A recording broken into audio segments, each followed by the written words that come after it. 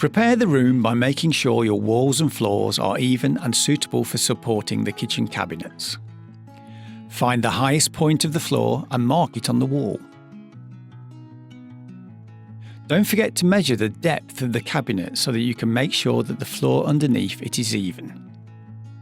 The point you've marked on the wall will be the point from which to measure the correct work height for the kitchen, and will ensure that you won't need to adjust the plinth later. To see if the walls are even, use a spirit level or the rail. If there's a gap, you will need to make the wall even before fixing the rail or the cabinets to the wall. A tri-square comes in handy when making sure the corners have a 90-degree angle. Check the wall in order to make sure it's strong enough to support the kitchen. Use an electric stud finder to find a stud or a beam to fasten your rail onto. Time to draw the layout on the wall. The drawing of your kitchen will tell you where each cabinet should go. Always start from the corner. Also, make sure you have the electricity, water and ventilation connections where you want them.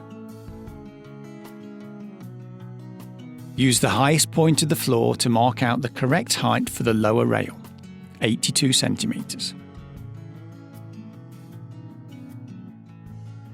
Measure the height for the upper rail, in this case 222 centimetres, because we will use a 220 centimetre high cabinet in this kitchen. These measurements are to the bottom of the rails. Note that some of our open cabinets are not made to be mounted on the rail. Check the assembly instructions to find out how to install them.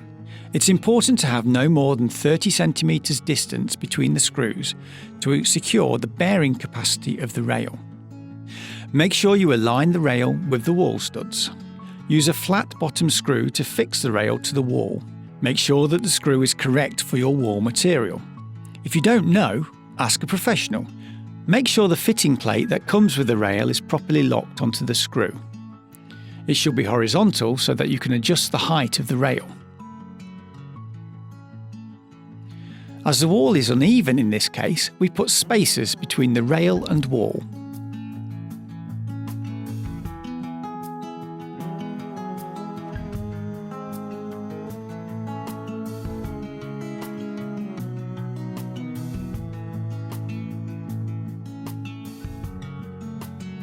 Leave a space of 15mm between the side of the outer cabinet and the end of the rail. That way, you avoid the risk of the end of the rail being visible behind the outer cabinet when you've finished. And you'll make the electrician happy by leaving a space for kitchen lighting cables if you're putting a cover panel on the cabinet.